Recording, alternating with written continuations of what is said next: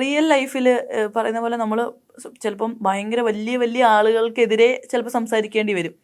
അപ്പം ഇങ്ങനത്തെ ഒരു ത്രെട്ടനിങ് ശരിക്കും പറഞ്ഞാൽ ജേർണലിസ്റ്റുകൾക്ക് കിട്ടാറുണ്ടോ? അങ്ങനത്തെ ഒരു റിയൽ ലൈഫിൽ അങ്ങനെ എന്നെ ആരും ചേസ് ചെയ്ത് വന്ന് ഒന്നും ചെയ്തിട്ടോ പറഞ്ഞിട്ടോ ഒന്നുമില്ല. ചേസ് ചെയ്ത് വന്ന് പറഞ്ഞിട്ടുണ്ട്, പക്ഷെ അത് ജേർണലിസത്തിന്റെ പേരിലൊന്നും അല്ല. വെറുതെ റോഡിൽ കൂടി പോകുമ്പം ബൈക്കിൽ ചേസ് ചെയ്തിട്ടൊക്കെ ഉണ്ട്. അത് ഒരിക്കലും നമ്മൾ ചെയ്ത വർക്കിന്റെ അടിസ്ഥാനത്തിലുള്ള ചേസ് ചെയ്യലല്ല.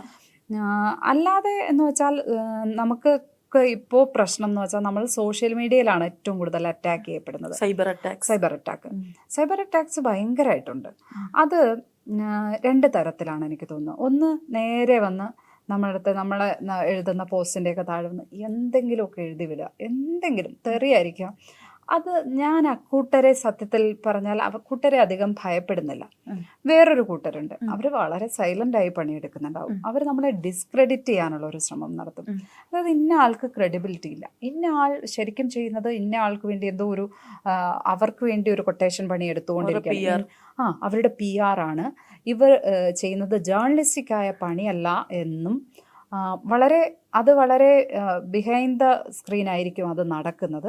പക്ഷെ അത് നടക്കും, അത് നമ്മൾ അറിയുപോലുമില്ല. അതിങ്ങനെ ഭയങ്കരമായിട്ട് സർക്കുലേറ്റ് ചെയ്ത് അതൊരു വല്ലാത്ത മാനിപ്പുലേഷൻ നടക്കാറുണ്ട്. അങ്ങനെ 2 തരം, ഒന്ന് ഒളിഞ്ഞുള്ള ആക്രമണവും തെളിഞ്ഞുള്ള ആക്രമണവും. അത് ഞാൻ സ്റ്റിൽ നേരിട്ടുകൊണ്ടിരിക്കുകയാണ്.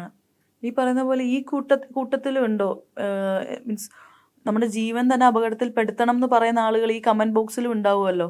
അങ്ങനെ എനിക്കതിനകത്ത് സത്യത്തിൽ അത് നമ്മളുടെ ജീവൻ അപകടത്തിൽപ്പെടുത്തുക എന്ന് പറഞ്ഞാൽ അങ്ങനെയല്ല. നമ്മളെ കില്ല് ചെയ്തിട്ട് അവർക്ക് വേറൊന്നുമില്ല, പക്ഷെ നമ്മളുടെ ജേർണലിസ്റ്റിനെ കില്ല് ചെയ്യാനുള്ള അത് ഭയങ്കരമായിട്ടുണ്ട്. അത് ഓരോ ദിവസവും അതിനോടുള്ള ഒരു ഫൈറ്റ്, ബാറ്റിൽ നടന്നുകൊണ്ടേയിരിക്കുന്നുണ്ട്. നമ്മളെ എങ്ങനെയും ഡിസ്ക്രെഡിറ്റ് ചെയ്യുക ഇങ്ങനെ ഒരാൾ ചെയ്യുന്നത്. അപ്പോൾ എന്താണെന്ന് വെച്ചാൽ നാളെ നമ്മൾ എന്ത് പറഞ്ഞാലും അത് ശരിയല്ല, അതാരും വിശ്വസിക്കില്ല. മനസ്സിലായോ? ഡിസ്ക്രെഡിറ്റ് ചെയ്യുക തന്നെയാണ്. അതിനുള്ള ശ്രമം പല ഭാഗത്തുനിന്നും ഉണ്ടായിട്ടുണ്ട്.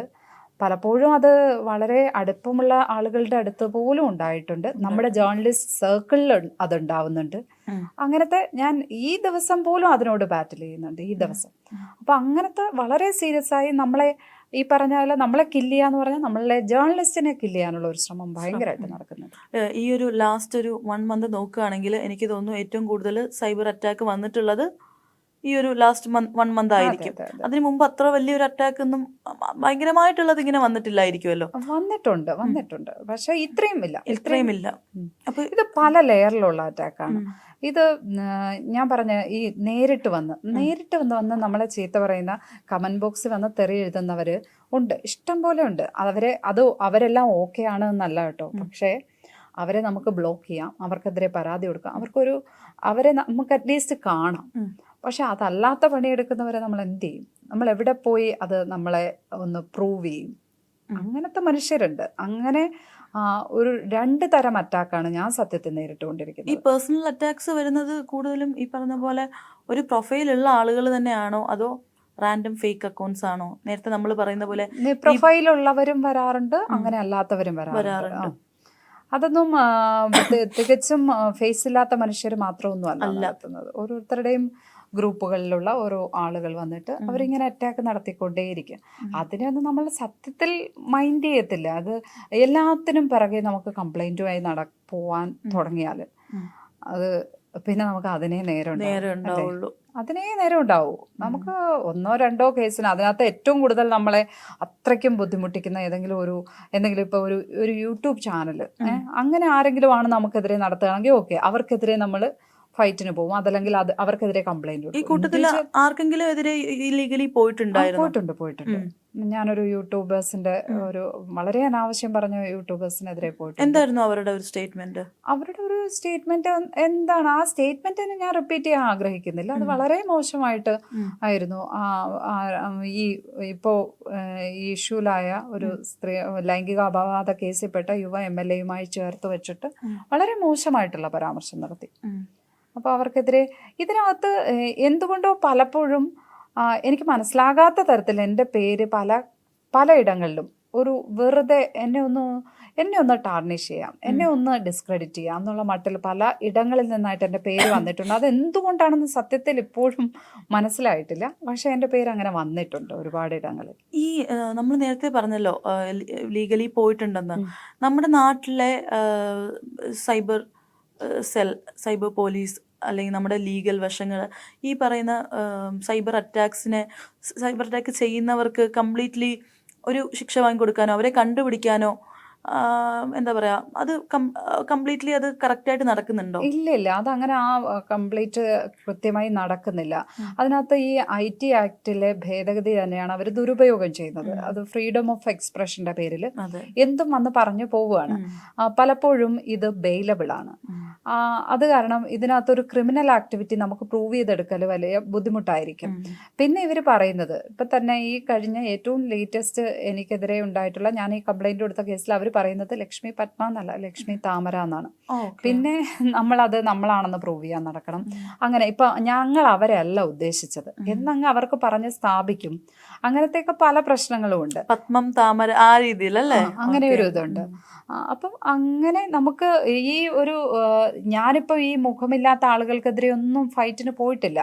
പക്ഷെ ഇങ്ങനെ ചില യൂട്യൂബേഴ്സിനെതിരെയൊക്കെ പോയിട്ടുണ്ട്. അപ്പോൾ ഇതാണ് ആ കേസ് ഇപ്പോഴും നടന്നുകൊണ്ടിരിക്കുന്നു. അവർക്ക് എന്തെങ്കിലും അത് കാരണം പറ്റിയിട്ടുണ്ടോ എന്ന് വെച്ചാൽ അറിയില്ല. അവരിപ്പോഴും സ്റ്റിൽ വീഡിയോ ചെയ്തുകൊണ്ടിരിക്കുന്നു.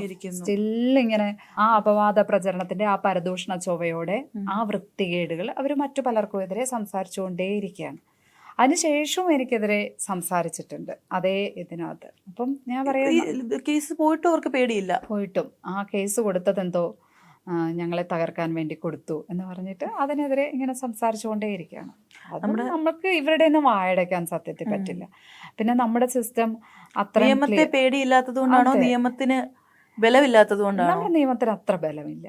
ഇവരെ ഒന്നും അകത്താക്കുവാനുള്ള ബലം നമ്മുടെ നിയമത്തിനില്ല. ഇല്ല, അതാണ് അവർക്ക് വളമാകുന്നത്.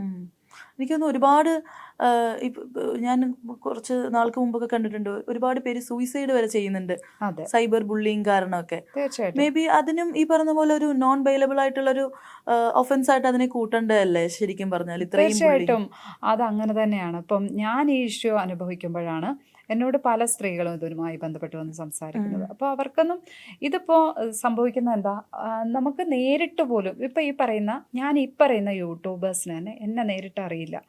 അപ്പോൾ അവരത് എവിടെന്നോ കിട്ടിയ ഒരു കൊട്ടേഷൻ്റെ ഭാഗമായിട്ടാണ് ഞാൻ മനസ്സിലാക്കുന്നതാണ്. എവിടെന്നോ കിട്ടുന്ന ഒരു കൊട്ടേഷൻ്റെ ഭാഗമായിട്ടാണ് അവരിത് ചെയ്യുന്നത്. ഈ കൊട്ടേഷൻ എന്ന് പറയുന്നത്, നമ്മൾ ഇപ്പം ചോദിച്ചില്ലേ നിങ്ങളെ മറ്റേ ബൈക്കിൽ വന്ന് ചേസ് ചെയ്യുന്നോ, അങ്ങനെ ലൈഫ് ത്രെട്ടനിങ് സിറ്റുവേഷൻ ഉണ്ടോ എന്ന് ചോദിക്കുന്ന പോലെ ഒരു വ്യക്തിക്കെതിരെ കൊട്ടേഷൻ എടുത്താണ് ചെയ്യുന്നത്. അത് ഒരു മീഡിയ ആയിരിക്കില്ല ചെയ്യുന്നത്, ഒരു ഗ്രൂപ്പ് ഓഫ് ആളുകൾ ഒരേ സമയം ഇത് ചെയ്യും.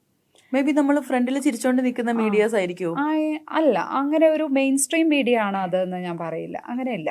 ഓക്കെ, സോകോൾ യൂട്യൂബ് അങ്ങനെ ഒരു ഓൺലൈൻ സ്പേസിൽ കുറച്ച് പേര്, അവർക്ക് ഒരു പക്ഷം ഉണ്ടാവും. അവരൊക്കെ അത് കൃത്യമായ ഫണ്ടിങ്ങോടെയാണ് ചെയ്യുന്നതെന്നാണ് ഞാൻ മനസ്സിലാക്കുന്നത്. നമ്മുടെ പണ്ടത്തെ മഞ്ഞപത്രം, അതെ, ആ ഒരു സെറ്റപ്പ് അല്ലേ? മഞ്ഞപത്രങ്ങൾ അധികം ആളുകൾ വായിക്കില്ലായിരുന്നു, പക്ഷെ ഇത് ഒരുപാട് ഇടങ്ങളിലേക്ക് സർക്കുലേറ്റ് ചെയ്യും. അപ്പോഴാണ് ഞാൻ ഇതുമായി ബന്ധപ്പെട്ട പല സ്ത്രീകളും എന്നോട് വന്ന് സംസാരിക്കുകയും, അപ്പോൾ ഇവർക്കൊന്നും ഒരു നേരിട്ട് പരിചയവുമില്ലാത്ത സ്ത്രീകളുടെക്കെതിരെ ഇവർ പറയുകയാണ് ഇങ്ങനെ അവർക്ക് വീട്ടിൽ പെൺവാണിഭമായിരുന്നു പരിപാടി എന്നൊക്കെ. ഒരു വീട്ടമ്മയെ കുറിച്ച് പറയുമ്പോൾ ഒന്ന് ആലോചിച്ച് നോക്കണം. അവർക്ക് മക്കളെ പോലും സ്കൂളിൽ അയക്കാതെ അവര് അതിന് ഭയങ്കരമായ വിഷമത്തിലാവുക. അവരിപ്പോഴും ലീഗൽ ഫൈറ്റ് ചെയ്തുകൊണ്ടിരിക്കുന്നുണ്ട്. അങ്ങനെ ഒരുപാട് പേര് എന്നെ ഇതുമായി ബന്ധപ്പെട്ട് ഉറപ്പാണ്, കുട്ടികൾക്ക് അതുമായി ബന്ധപ്പെട്ട്. ഇപ്പം എൻ്റെ കേസിൽ അങ്ങനെയല്ല. ഞാൻ മോനോടത്ത് എല്ലാം പറയാറും ഈ കാര്യങ്ങൾ ഷെയർ ചെയ്യാറും, ഇതിങ്ങനെ ഒരു വേൾഡ് ആണെന്ന് ഞാൻ അവന് മനസ്സിലാക്കിച്ചു കൊടുത്തിട്ടുണ്ട്. എങ്കിലും എന്തെങ്കിലും വിഷമം ഉണ്ടോ എന്ന് സത്യത്തിൽ എനിക്ക് അങ്ങനെ പൂർണ്ണമായും ഇല്ലയോ എന്ന് വെച്ചാൽ ഇല്ല എന്ന് പറയാൻ പറ്റില്ല. കുട്ടികളുടെ മൈൻഡ് എങ്ങനെയാണ്, പക്ഷെ ഒരുവിധം അവൻ അങ്ങനെ ഒരു അതിനോട് ബോധറാവുന്ന പോലെ എനിക്ക് ഫീൽ ചെയ്തിട്ടില്ല. എല്ലാ കുട്ടികളും അങ്ങനെയല്ല. അപ്പൊ അത് സമൂഹത്തോട് മൊത്തത്തിൽ ചെയ്യുന്നത് ഈ സൈബർ ബുള്ളിയിങ്ങും ഈ സ്പേസിനെ കൃത്യമായി യൂസ് ചെയ്യാത്തത് കാരണവും എന്തൊക്കെ പ്രശ്നങ്ങളാണെന്നറിയോ. ഒരുപാട് പേരെ എഫക്റ്റ് ചെയ്യുന്നു എന്ന് അവരറിയുന്നതേ ഇല്ല. അവർ ഈ കൊട്ടേഷൻ എടുക്കുമ്പോൾ അത് അറിയുന്നില്ല. ഇവർക്ക് നേരിട്ട് ഒരു പരിചയവും കാണില്ല, ഈ സ്ത്രീയെ ഒരു പരിചയവും കാണില്ല. സ്ത്രീകൾക്കെതിരെ മാത്രമല്ല ഉള്ളത്, എങ്കിലും സ്ത്രീകൾക്കെതിരെ ഭയങ്കരമായിട്ട് കൂടുതലാണത്.